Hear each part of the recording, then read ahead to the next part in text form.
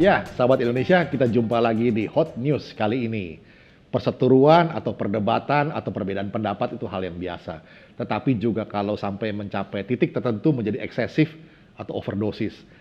Kali ini kita mau bicara perdebatan atau perseteruan antara dua supporter atau orang-orang dalam dari Presiden Jokowi sendiri. Bapak Erick Thohir, Kementerian BUMN, dan Bang Adian Apitupulu yang mempertanyakan soal penunjukan atau titipan para direksi dan komisaris di BUMN. Dulu kita pernah mengangkat isu ini dan kita mengundang keduanya untuk bertemu langsung dan berdebat saja secara terbuka. Tetapi itu tidak terjadi dan sekarang terbukti berita atau isu ini menjadi berkepanjangan. Nah, bagaimana kita sebaiknya menyikapi ini? Bersama saya sudah ada seorang penulis sosial politik, Rudy S. Kamri, yang akan membahas persoalan ini. Gimana nih Mas Rudy? Ya. Eksesif nih, overdosis nih. Ya, terima kasih Mas Andri. Saya melihat memang perseteruan antara Erick Thohir dan Adian Apitupulu sudah overdosis ya. Ya. Menurut saya sudah saatnya untuk dihentikan karena ini sudah kontraproduktif gitu ya. Apa yang disuarakan Adian Apitupulu itu sudah jelas, gamblang, sudah saya yakin sudah ditangkap oleh Erick Thohir gitu ya. Cuma memang yang kita harapkan waktu itu tantangan saya untuk mereka bertemu langsung, dialog secara terbuka tidak terlaksana gitu. Ya. Tapi kalau menurut saya sudah saatnya mereka berhenti untuk berdebat gitu ya. Karena message-nya sudah sampai dan Erick Thohir pun juga harus mengerti bahwa apa yang disampaikan Adian ini juga beberapa hal ada benarnya gitu ya. Masalah titipan itu juga harus diklarifikasi. Yang kedua masalah rangkap jabatan gitu ya. Itu juga perlu klarifikasi. Tapi saya melihat ini sudah saatnya untuk stop berdebat di ruang publik untuk sesuatu yang sudah terang benderang. Gitu. Jadi tidak perlu lagi kita memperdebatkan sesuatu dan saya khawatir satu hal, itu akan memperburuk citra pemerintahan Presiden Jokowi. Ya. Karena mengingat kedua-duanya, Adian Apitupulu itu anggota Komisi 7 dari DPR, kebetulan dari partai pendukung pemerintah, Ya. ruling party. Kemudian Erick Thohir notabene juga orangnya presiden gitu loh. Ya. Jadi saya sekarang punya pandangan kedua tokoh ini, tokoh muda ini harus duduk bersama mengklarifikasi semua hal dan harusnya di sisi lain adalah presiden harus tanggap supaya perdebatan di ruang publik ini segera ditengahi dan diberikan jalan keluar yang terbaik.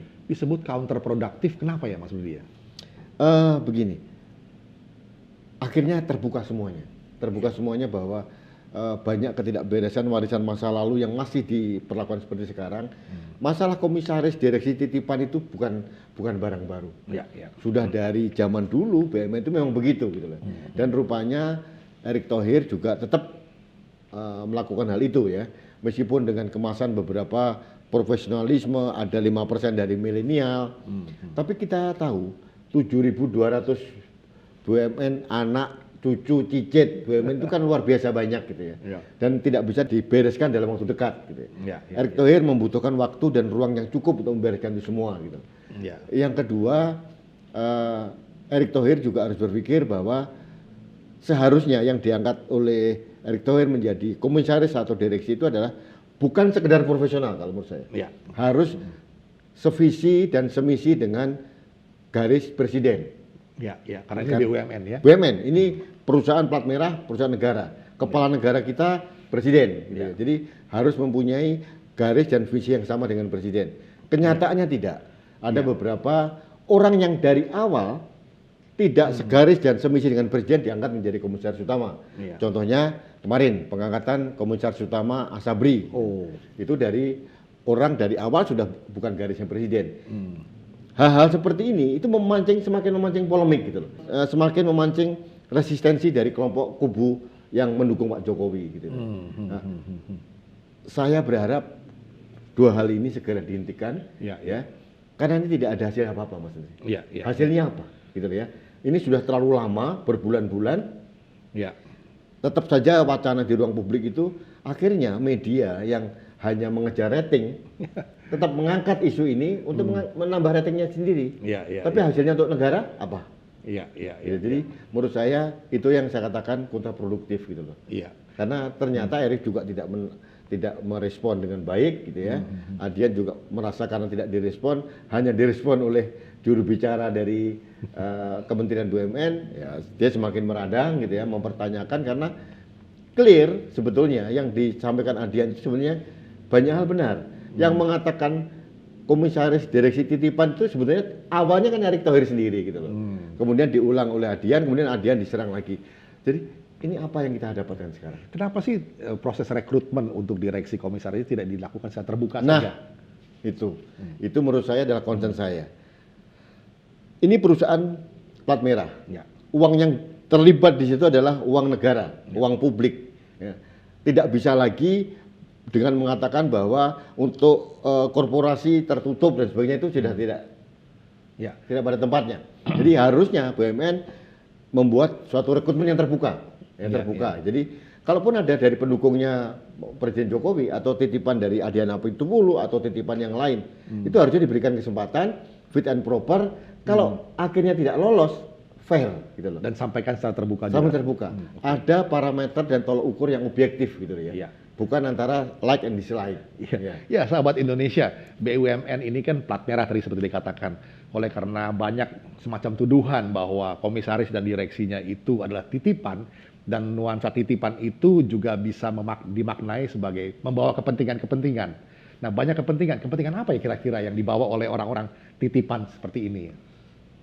Mas Andri, saya ini agak sulit saya bicara karena beberapa orang melihat bahwa di komisaris BUMN itu sekedar numpang tempat dan numpang nambah penghasilan.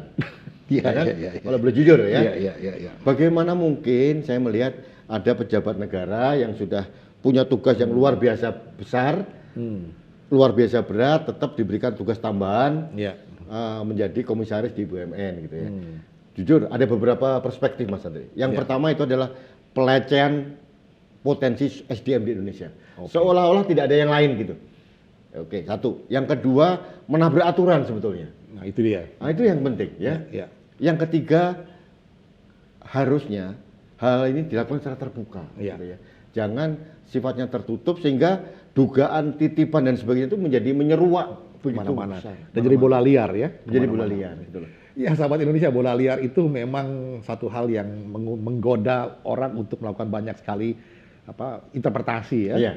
Akhirnya menjadi kacau balau. Ruang publik pun menjadi kotor dengan berbagai tuduhan-tuduhan yang akhirnya malah membuat diskusi itu degradasi. Ya. Jadi terakhir Mas Andri, saya hanya memberikan suatu pesan kepada teman-teman saya, mulai Pak Erick Thohir, mulai Pak Adian Apitupulu, stop untuk berdebat sesuatu yang sudah tidak produktif lagi menurut saya. Gitu loh. Pesannya Pak Adian sebagai anggota Dewan cukuplah menurut saya. Harusnya ditangkap dengan respon positif oleh Erick Thohir, kemudian dilakukan beberapa penyempurnaan yang bagus diambil, yang enggak ya nggak usah gitu ya. Artinya apa? Dari Kementerian BUMN tidak perlu juga defensif gitu loh ya. Tidak perlu defensif juga. Pada saat Kementerian defensif melalui si juru bicaranya, itu akan semakin membuat boroknya terbuka. Wong kenyataannya rangkap jabatan ada, gitu ya. Kemudian wong kenyataannya rekrutmen tertutup juga ada. Wong kenyataannya yang direkrut adalah partai-partai yang dulu tidak mendukung Presiden Jokowi juga terjadi kok. Gitu. Sudah stop defensif. Mari sesama anak bangsa kita memperbaiki di tempat kita masing-masing. Publik tidak membutuhkan itu. Karena apa? Lama-lama kita muak lihat diskusi yang tidak ada ujung pangkalnya. Iya, sesuatu yang overdosis, sahabat Indonesia, memang memuakkan. Jadi undangan untuk melakukan satu proses yang transparan, yang profesional dalam rekrutmen lembaga-lembaga publik, karena BUMN termasuk lembaga publik ya, karena menggunakan uang rakyat. Itu sebaiknya digunakan. Jangan sampai lagi terjadi kecurigaan-kecurigaan yang tidak perlu, sehingga wacana menjadi melingkar-lingkar, evolutif, yang tidak berkembang kemana-mana, malah destruktif akhirnya ya. Dan lagi gini Mas Andri, dari mindset dari Kementerian BUMN juga harus dirubah. Ini perusahaan yang mempunyai aset total 8.000 triliun, ini bukan milik Kementerian BUMN. Bukan milik nenek lu. Bukan milik nenek lu. Ini milik negara, uang rakyat gitu ya. Artinya siapapun orang punya hak untuk mengkritisi itu. Termasuk kita, termasuk Adian Apitupulu, termasuk yang lain. Udah, stop membuat pembelaan yang tidak perlu. Serap aspirasi atau masukan dari rakyat, lakukan perbaikan. Iya. Saja. Karena tugasnya juga berat gitu loh. Iya. Makanya jujur saja, saya juga tidak setuju kalau seorang menteri BUMN itu diberikan tugas tambahan di luar apa namanya? Tugas pokok. Tugas pokoknya dia. Jadi takutnya tugas pokok ini nggak terselesaikan gitu. Semua tugas beres kecuali tugas pokok. Nah, itu yang memalukan sebetulnya. Jadi mulai sekarang seharusnya kalau mudah-mudahan ini didengar oleh presiden gitu ya. Masing-masing menteri bekerja sesuai dengan Tupoksi. KPI dari portofolio masing-masing. Ya, tugas pokok dan fungsinya. Oh, ya, masing-masing. Sudah, itu selesai, semua berjalan. Kita sedang menghadapi pandemi yang kita tidak tahu kapan berakhir, gitu ya. Kita juga melihat stagnasi ekonomi juga semakin parah, gitu ya.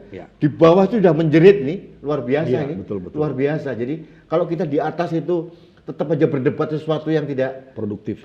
Ya. Apa yang kita berikan untuk rakyat, Pak? Ya, betul.